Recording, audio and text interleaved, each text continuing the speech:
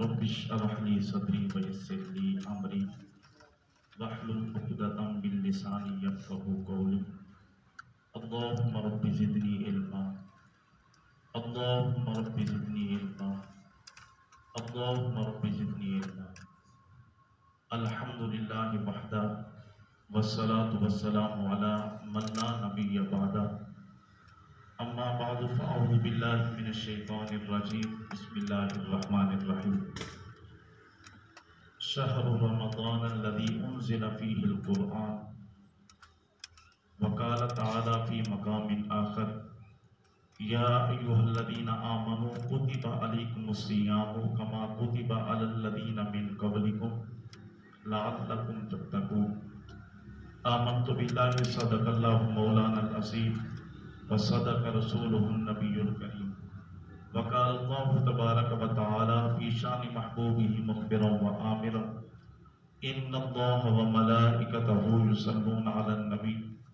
يا أيها الذين آمنوا صلوا عليه وسلموا تسلیما۔ سارے احباب بآواز بلند اللہم صلی علی سیدنا و مولانا محمد وعلی آل سیدنا و اصحاب سیدنا محمد مبارک وسلم وصلی علیہ الصلاة والسلام علیکہ یا سیدی یا رسول اللہ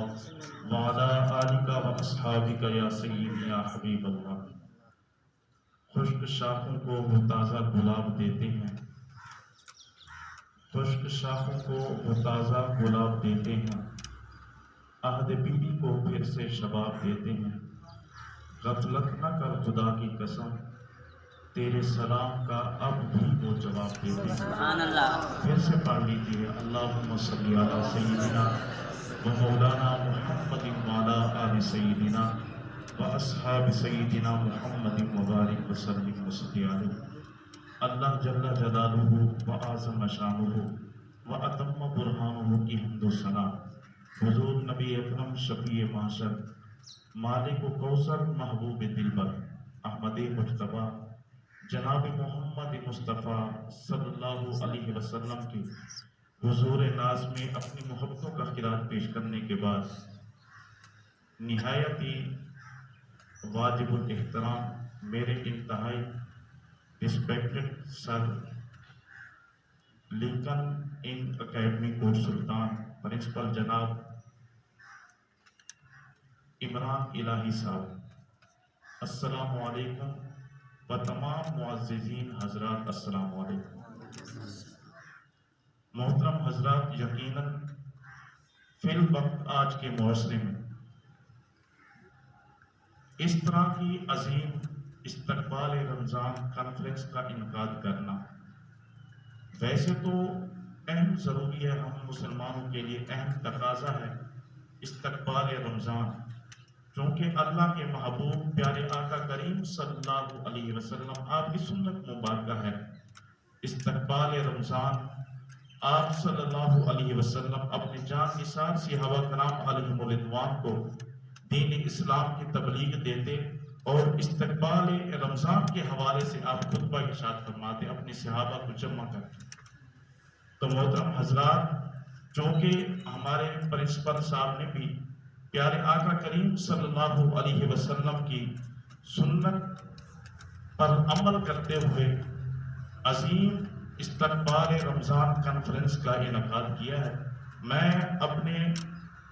دل کی عطا گرائی سے آپ کو خراج تحسین پیش کرتا ہوں۔ آپ مبارکباد کے مستحق ہیں۔ تو محترم حضرات، میرا آج کا جو ٹاپک موضوع ہے وہ ہے استقبال رمضان۔ تو آپ صلی اللہ علیہ وسلم کی سنت پر عمل کرتے ہوئے قرآن و حدیث کی روشنی میں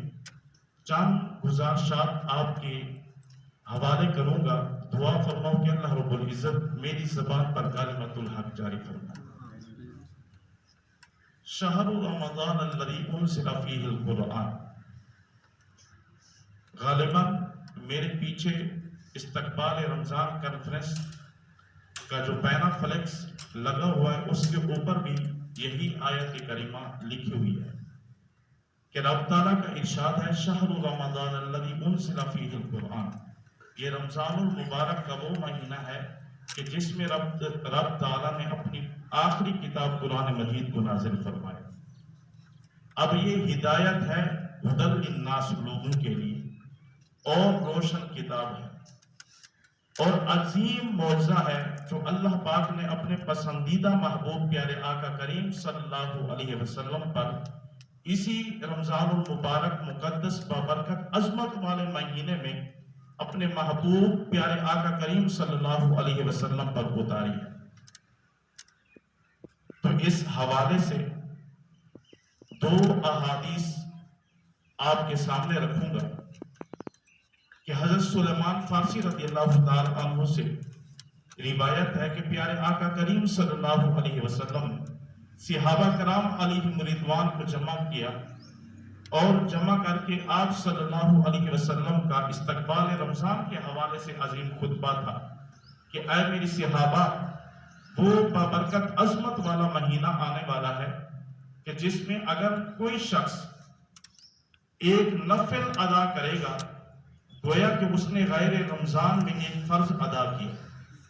اگر کوئی شخص اس عظمت والے بابرکت عظمت والے مہینے میں اگر کوئی شخص ایک فرض کی ادائیگی کرے گا گویا کہ اس نے غیر رمضان میں 70 فرض ادا کی ہے۔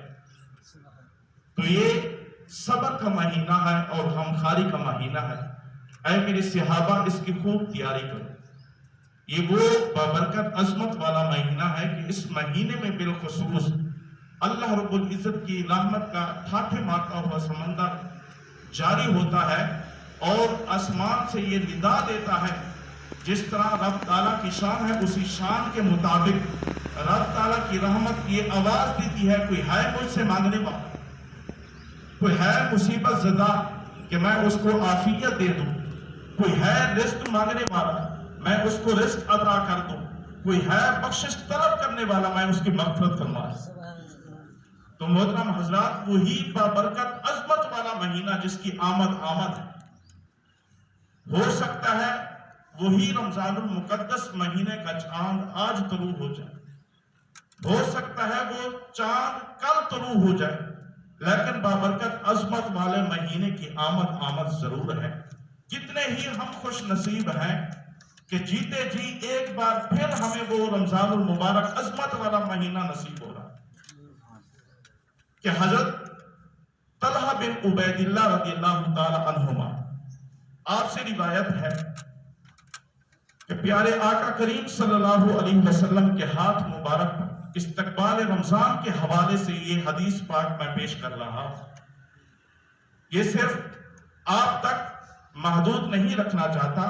بلکہ پوری دنیا کے مسلمانوں کو یہ پیغام دینا چاہتا ہوں استقبال رمضان کے حوالے سے کہ حضرت طلحہ بن عبید اللہ رضی اللہ تعالی عنہما سے روایت، سنن سیاستہ میں یہ حدیث پاک موجود ہے، سنن نسائی، سنن ابن ماجہ، کہ پیارے آقا کریم صلی اللہ علیہ وسلم کے شفقت والے دست مبارک پر دو آدمیوں نے اسلام قبول کیا، کلمہ طیبہ پڑھا، نئے اسلام میں داخل ہوئے، گویا کہ وہ صحابی بن گئے۔ کیونکہ صحابی کی تعریف بھی یہی ہوتی ہے کہ جو ایمان کی حالت میں پیارے آقا کریم صلی اللہ علیہ وسلم کی زیارت کی ہو اور پھر ایمان اور مجلس اختیار کی ہو سونے حضور کی، اور پھر ایمان کی حالت میں ہی دنیا سے رخصت ہوا، اسے صحابی کہا جائے۔ تو نئے صحابی تھے، اسلام قبول کیا اور اعمال صالحہ کرتے رہے، اسلام کی جد و جہد تھی، دین اسلام کی تبلیغ کرتے رہے، نیکیاں کرتے رہے۔ تو ان دو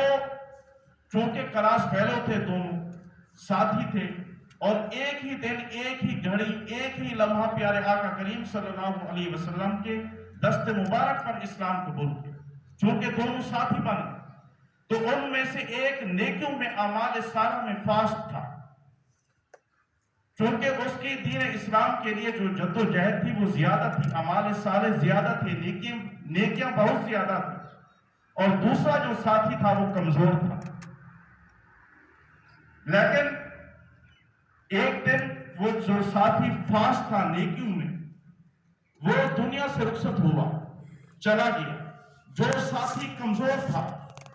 وہ 1 سال اللہ پاک نے اس کو زندگی دی، وہ زندہ رہا، لیکن اعمال صالح کرتا رہا، بنسبت پہلے کہ وہ کمزور تھے. 1 سال گزرنے کے بعد ٹھیک اس کی بھی دنیا سے رخصتی ہو گئی, وہ بھی چلا گیا. لیکن حضرت طلحہ بن عبید اللہ رضی اللہ تعالی عنہما فرماتے ہیں کہ پھر میں نے خواب میں دیکھا کہ رات کو سویا ہوا ہوں اور خواب کی حالت میں ہوں کہ میں جنت کے دروازے پر پہنچ چکا ہوں, اور جو دونوں ساتھی تھے جنہوں نے نیا اسلام قبول کیا اور زندگی گزارتے رہے, اعمال صالح کرتے رہے, اور ان 2 ساتھیوں میں سے ایک فاس تھا, 1 سال پہلے رخصت ہوا, اور دوسرا کمزور تھا, 1 سال بعد رخصت ہوا. لیکن دونوں کو دیکھتا ہوں کہ میں بھی جنت کے دروازے پر کھڑا ہوں اور دونوں ساتھی بھی جنت کے دروازے پر کھڑے. جو جنت کا کنٹرولر تھا خواب کی حالت میں خواب دیکھ رہا, دروازے پر آیا. جو ساتھی 1 سال بعد رخصت ہوا اور اعمال صالح میں نیکی میں بھی کمزور تھا, جو جنت کا کنٹرولر تھا وہ آیا, اسے بلا کر لے گیا جنت میں, کہا کہ جنت میں داخل ہو جا. اور کچھ ہی دیر بعد آیا جو اعمال صالحہ میں فاس تھا, کثرت سے نیکیاں کرتا تھا, وہ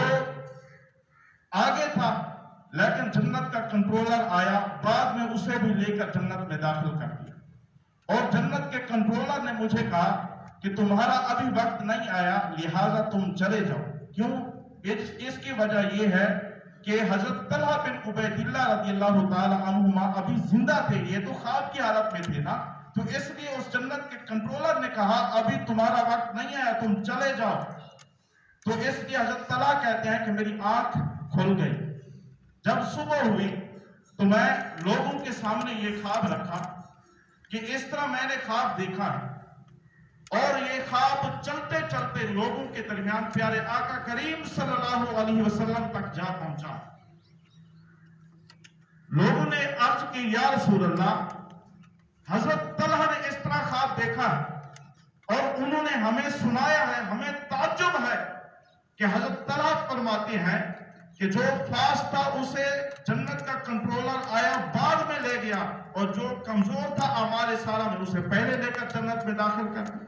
ہمیں تو تعجب ہے. پیارے آقا کریم صلی اللہ علیہ وسلم نے فرمایا کہ اے میرے صحابہ, یہ بھی تعجب والی کوئی بات ہے, اسے میں سوچنے والی کوئی بات ہے. چونکہ جو اعمال صالحہ میں زیادہ تھا, آگے کثرت سے نیکیاں کرتا تھا, دین اسلام کی جدوجہد تھی, وہ پہلے چلا گیا, اور جو کمزور تھا اسے 1 سال اور مل گیا, لیکن جو زندہ تھا سال گزارا. اسی سال میں رمضان المبارک کا عظمت والا مہینہ آیا تھا, بابرکت مقدس عظمت والا رمضان المبارک کا مہینہ اسی سال میں اس کی زندگی میں آیا تھا. جیتے جی عظمت والا مقدس مہینہ اسے نصیب ہوا تھا, لیکن جو اس مہینے کی